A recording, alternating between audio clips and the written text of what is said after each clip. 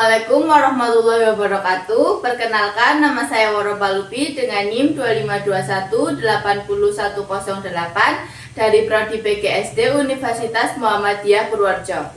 Pada kesempatan kali ini saya akan melakukan wawancara untuk memenuhi tugas perkembangan peserta didik serta memperoleh informasi mengenai bagaimana perkembangan kemampuan membaca siswa kelas 2 sekolah dasar. Nah, kali ini wawancara kita akan dibersamai oleh Ibu Puri dari SD Negeri Melaran.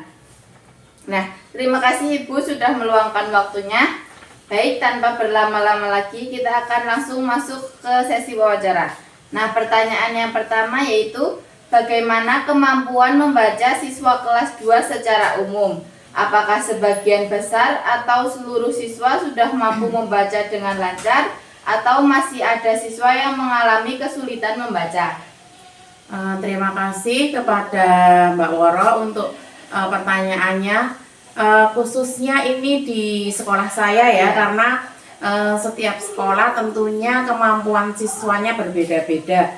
Untuk di sekolah saya sendiri, kelas 2-nya kebetulan sebagian besar itu sudah bisa membaca, tetapi juga masih ada beberapa anak yang masih belum bisa membaca. Karena kebetulan saya sendiri mengajarnya itu di SD yang kategorinya orang tuanya itu beragam, dan kebetulan juga berada di lumayan pedesaan. Jadi untuk orang tuanya sendiri banyak yang bertani dan masih juga banyak yang bekerjanya itu kurang perhatian kepada anaknya, sehingga masih ada sebagian anak yang masih belum lancar membaca seperti itu. Kemudian, bagaimana cara Ibu menilai bahwa seorang siswa sudah memiliki kemampuan membaca yang sesuai dengan target kelas 2? Untuk kelas 2 sendiri itu saya targetnya anak-anak itu bisa membaca, bisa mengikuti pelajaran itu ya, terutama mungkin lancar calistung terlebih dahulu, karena pada kelas 1 dan kelas 2 itu kan memasuki fase A, dan kebetulan itu masih merupakan masa transisi dari PAUD ke SD, sehingga pada program tersebut, pada program pemerintah itu kita belum bisa untuk memaksakan semua siswa harus bisa membaca seperti itu. Jadi kita mengusahakan untuk anak itu selalu bertambah kemampuannya dalam hal membaca, akan tetapi tidak juga harus wajib lancar targetnya sedemikian, itu tidak. Sehingga setidaknya siswa selalu mengalami kemajuan, dan setiap anak tentunya dalam progres hasil belajar itu kan berbeda. Ada yang anak itu cepat dalam menangkap pelajaran, lancar membaca, lancar berhitung dalam setiap fase, tetapi ada juga yang mungkin membacanya belum lancar, akan tetapi dia menulisnya sudah bisa seperti itu. Jadi untuk target sendiri, kalau menurut saya itu di kelas saya menerapkan sebagian besar, mungkin bisa 80% anak yang sudah lancar membaca, itu sudah bagus kalau menurut saya. Kemudian, kesulitan membaca seperti apa yang sering dialami siswa kelas 2? Misalnya mengenali huruf, mengeja, membaca kata, atau memahami isi bacaan. Untuk kesulitan sendiri mungkin ada beberapa anak yang kesulitan jika hurufnya double, misalnya N sama G itu kan bacanya eng. Nanti kalau di sebuah kata itu lebih sulit daripada suku kata yang masih sederhana, misalnya BU, KU, itu kan lebih mudah untuk dipelajari. Misalnya katanya lebih panjang dan huruf suku kata yang ganda, itu biasanya anak akan lebih lambat untuk bisa memahaminya. Akan tetapi dengan terus-menerus belajar itu biasanya anak-anak juga akan terbiasa, lambat laun juga akan lancar membacanya. Selanjutnya, faktor-faktor apa yang menurut Ibu paling mempengaruhi kemampuan membaca siswa kelas 2? Menurut saya ya faktor pembiasaan dan latihan terus-menerus. Karena beberapa analisis yang saya lakukan itu, misalnya anak yang dari latar belakang keluarga yang mungkin lebih mendukung seperti itu. Nanti di rumah orang tuanya mau untuk belajar atau orang tuanya mendukung untuk memasukkan siswa tersebut ke sebuah bimbel atau les-lesan, nanti anak tersebut akan tentunya akan lebih mempunyai kemampuan yang lebih daripada teman-temannya yang kurang untuk diperhatikan atau tidak les atau tidak belajar di rumah dengan orang tuanya seperti itu. Kemudian strategi atau metode pembelajaran apa yang biasa Ibu gunakan untuk membantu siswa yang belum lancar membaca? Tentunya saya sendiri sudah menerapkan beberapa strategi karena sebelumnya saya juga pernah di kelas 1 yang tentunya anaknya juga sangat lebih tidak lancar membacanya ya daripada di kelas 2. Itu beberapa strategi ya, misalnya dengan pendampingan individu satu persatu tentunya. Terus misalnya satu anak itu saya sanding, saya dep di meja seperti itu, saya cek kemampuan membacanya sejauh mana, kemampuan menulisnya sejauh mana, lalu cara yang lain juga bisa dengan cara membaca bersambung. Jadi misalnya misalnya saya memberikan sebuah bacaan, nanti ada yang menyimak, ada yang membaca, nanti temannya membaca terusnya, temannya lagi, seperti itu. Jadi kita juga sambil mengecek kecermatannya siswa, terus fokusnya siswa juga dengan kemampuan membacanya sejauh mana, seperti itu. Apakah sekolah memiliki program khusus untuk mendampingi siswa yang masih mengalami kesulitan membaca? Jika ada, bagaimana pelaksanaannya? Sekolah tentunya ada. Sekolah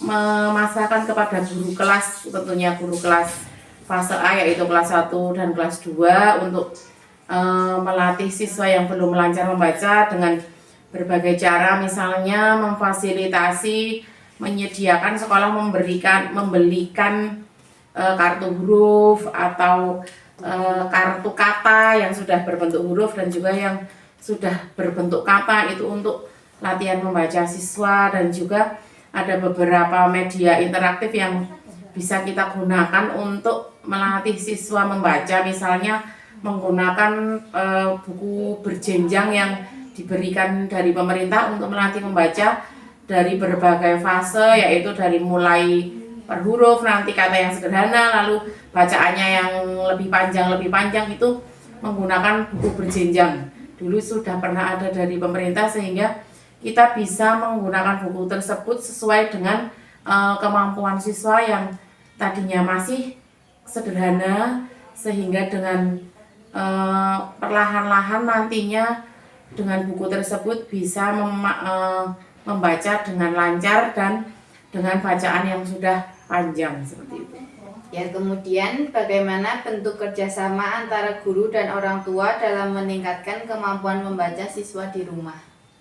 Tentunya saya selalu bekerja sama dengan orang tua ya, apalagi kalau guru kelas bawah itu pastinya komunikasinya yang lebih aktif itu ya pasti dengan orang tuanya, karena siswa-siswa yang masih kecil kelas 1, kelas 2 itu kan kemampuan untuk mengingat informasi dari kita itu kan masih sangat terbatas. Jadi saya pasti selalu memberikan informasi-informasi itu kepada orang tua. Misalnya saya selalu mengingatkan untuk hari ini misalnya ada tugas ini, agar siswa itu di rumah dibelajari seperti itu sama orang tuanya, diberi tugas ini. Atau saya beri tugas yang sederhana aja, misalnya menulis 5 buah kata. Itu dulu pas awal-awal masuk di kelas 2 misalnya, itu hanya menulis 5 buah kata saja setiap hari seperti itu. Nanti lama-kelamaan kita bisa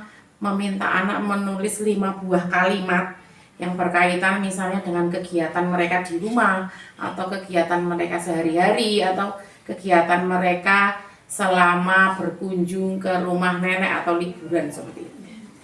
Nah, yang terakhir, bagaimana perkembangan kemampuan membaca siswa dari awal hingga akhir tahun ajaran? Apakah terdapat peningkatan yang signifikan? Ya, kebetulan ini sudah di tahun ajaran kelas 2 ya.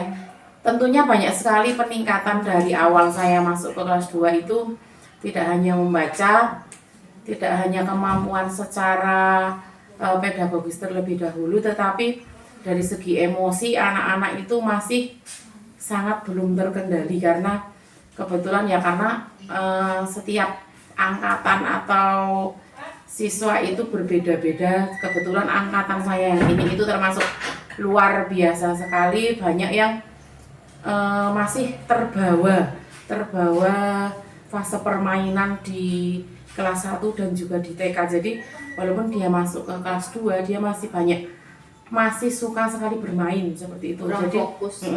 Untuk pelajarannya sendiri masih kurang fokus. Kadang juga masih ada beberapa anak yang tidak mau menulis, tidak mau membaca, membacanya belum lancar, bahkan ada yang kadang tidak mau menulis sama sekali. Sehingga itu dengan beberapa pendekatan yang saya lakukan itu dengan cara misalnya seperti tadi yang saya pendampingan individu, terus saya dekati satu persatu, kok kenapa dia aneh seperti itu, terus saya bekerja sama juga dengan orang tuanya untuk di rumah diajari, dan juga alhamdulillah untuk di akhir pembelajaran ini sudah banyak kemajuan. Sebagian besar anak juga sudah mau menulis, sudah bisa, yang tadinya membacanya masih dieja, sekarang untuk suku kata yang sederhana dan juga itu sudah bisa untuk membaca.